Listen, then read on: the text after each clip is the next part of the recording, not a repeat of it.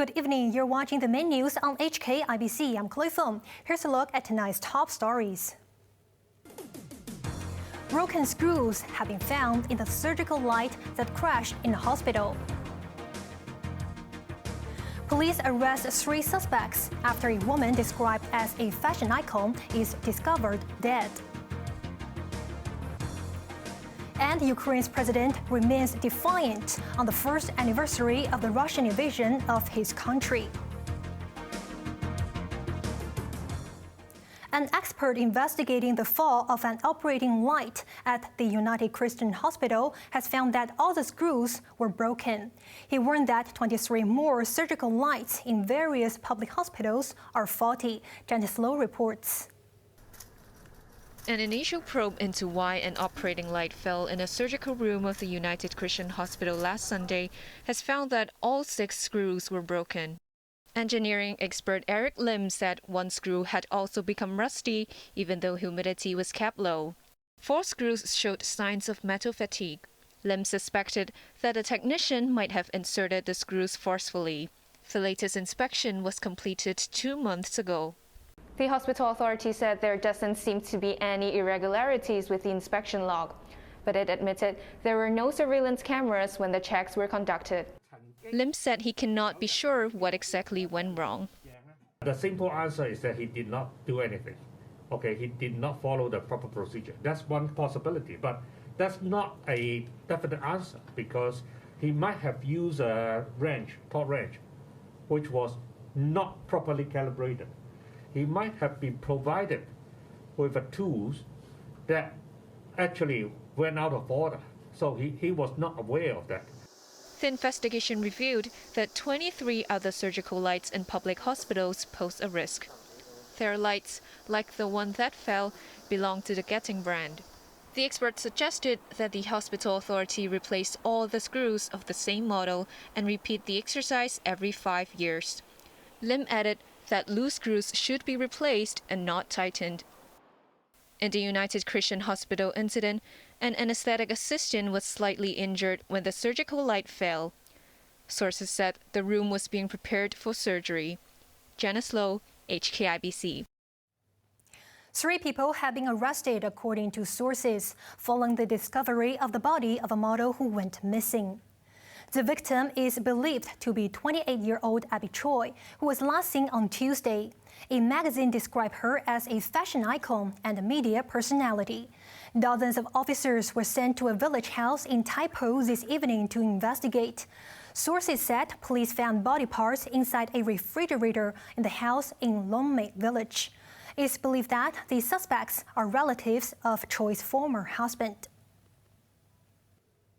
Around 1,600 hardy souls set off from Cyclone this morning for the Oxfam Trail walker, which is back for the first time in more than 4 years.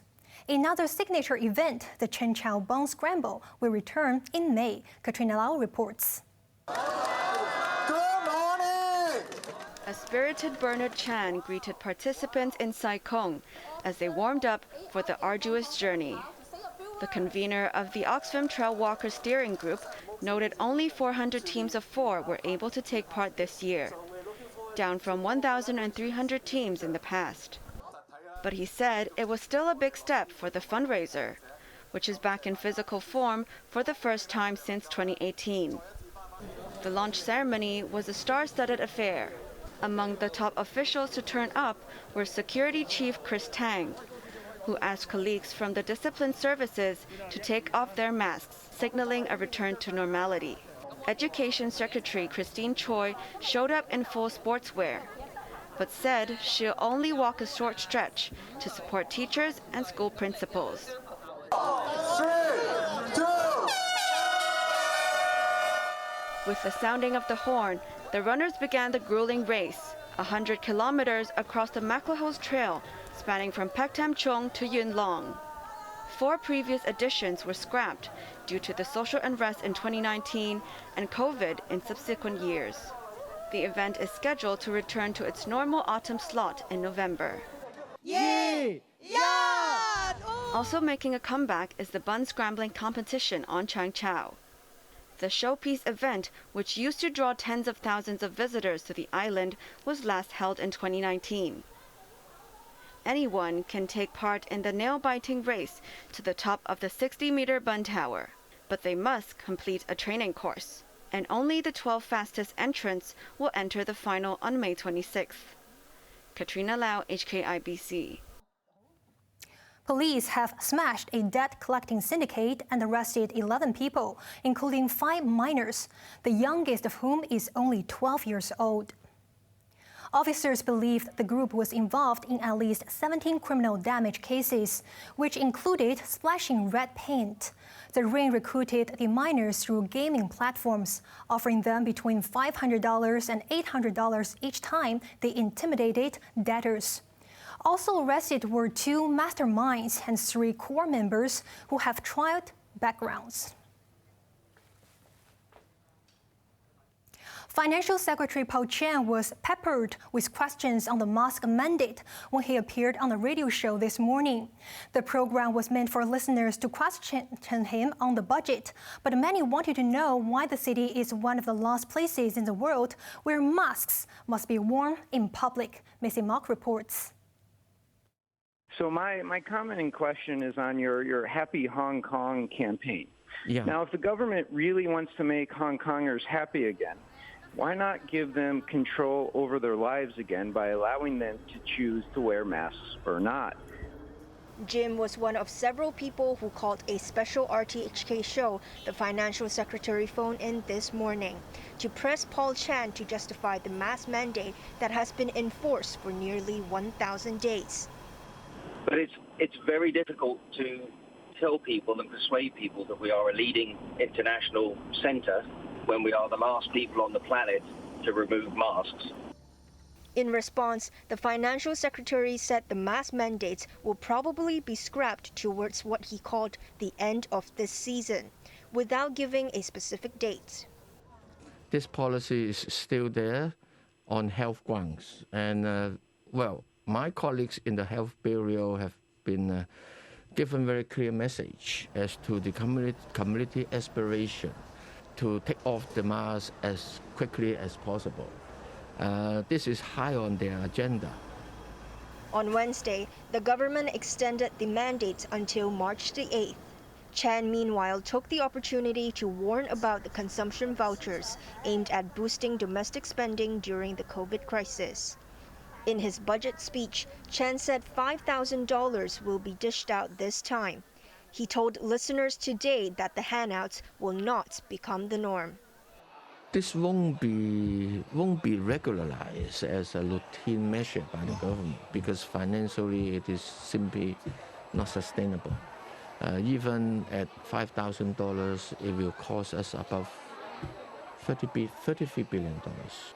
Chan ruled out a tax on unoccupied property, saying the vacancy rate in the city is low. Maisie Mock, HKIBC. A martial arts coach has been sentenced to 5 years in jail for inciting subversion and possessing crossbows.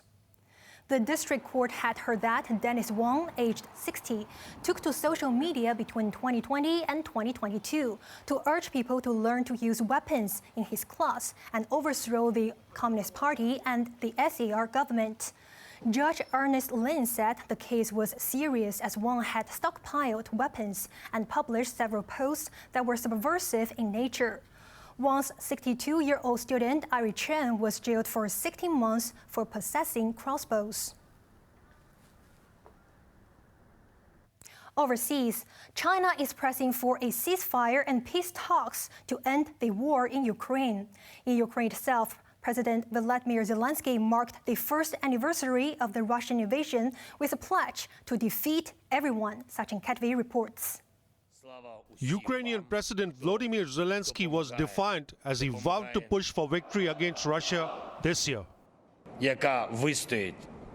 Speaking at a ceremony in Kiev on the first anniversary of the Russian invasion, he praised his troops for their courage.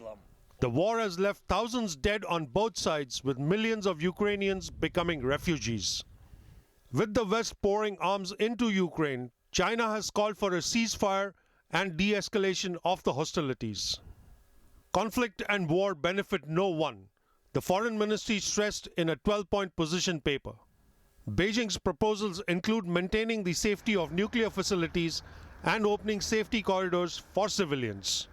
It's a good fact that China is trying to be involved more in the global efforts to end the war in Ukraine. China should do everything in its power to stop the war and restore peace in Ukraine and urge Russia to withdraw its troops. The United Nations General Assembly called for the immediate and unconditional withdrawal of Russian forces from Ukraine. The resolution was supported by 141 countries, with 32 countries, including China and India, abstaining. Those voting against included Russia, which says it was provoked into attacking its neighbor. US President Joe Biden, meanwhile, has announced further sanctions against Russia, and his Western allies are following suit. 1 year on, many parts of Ukraine have been reduced to ghost towns. The United Nations puts the civilian death toll at over 8,000, but the figure is believed to be much higher. Military deaths on both sides are in the thousands. With the war entering its second year, there are fears that the orgy of death and destruction will continue. Sachin Katwi, HKIBC.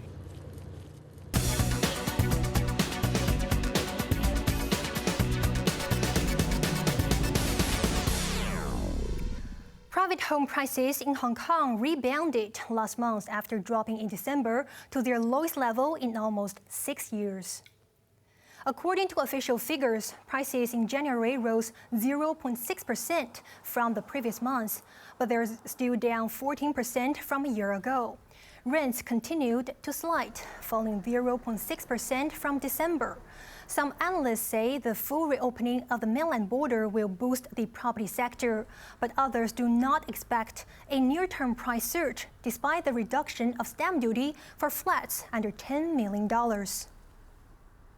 And now let's take a look at the markets. The Hang Seng Index closed down 341 points.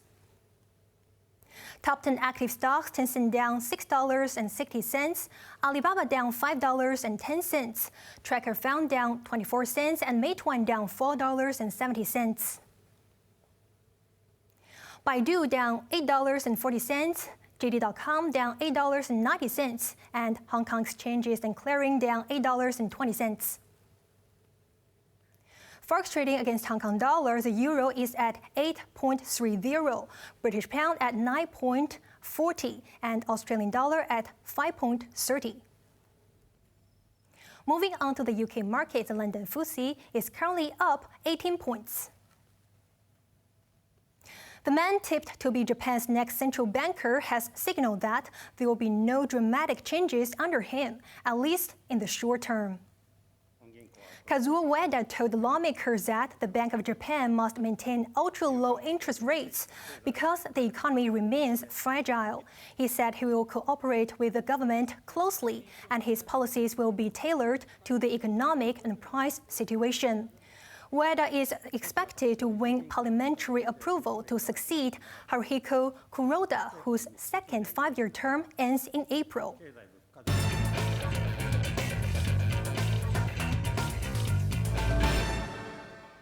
In the NBA, James Harden led a fourth-quarter rally and top-scored as the Philadelphia 76ers beat the Memphis Grizzlies. He also brought joy to a fan who was paralyzed after a shooting, Sachin Katvi reports. An obstruction by Grizzlies' Dillon Brooks early in the first quarter saw him face off with James Harden of the 76ers to set the tone for the match. Very difficult. Memphis led at the end of the quarter after Desmond Bane charged through Philadelphia's defense. Ja Morant with the steal slammed home for the Grizzlies as they maintained a grip on the fixture. The 76ers rallied near the end of the third and cut the deficit when Tyrese Maxey lunged forward for the two. Harden followed with a three. Then Joel Embiid tied the game at 100 apiece. When Morant's last-ditch shot hit the rim, Harden collected the rebound to feed Embiid, who ran away for the dunk, giving Philadelphia a 110-105 victory. The win boosted the spirits of die-hard Harden fan John Howe, who was paralyzed from the waist down after the shooting at Michigan State University last week. But there was a bonus for the student, a surprise call from his idol. The NBA star encouraged him to stay strong. Harden also sent gifts and donated to a fundraising campaign for How. Sachin Katwi, HKIBC.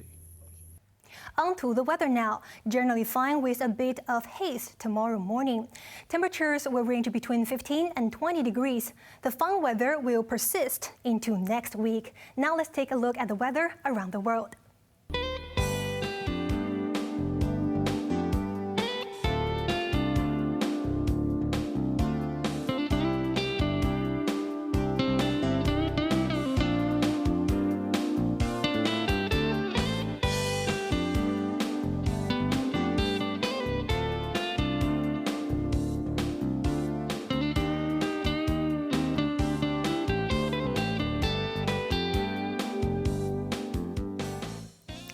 That's our main news for Friday night. Join us for more news at 11. I'm Chloe Feng. Good night.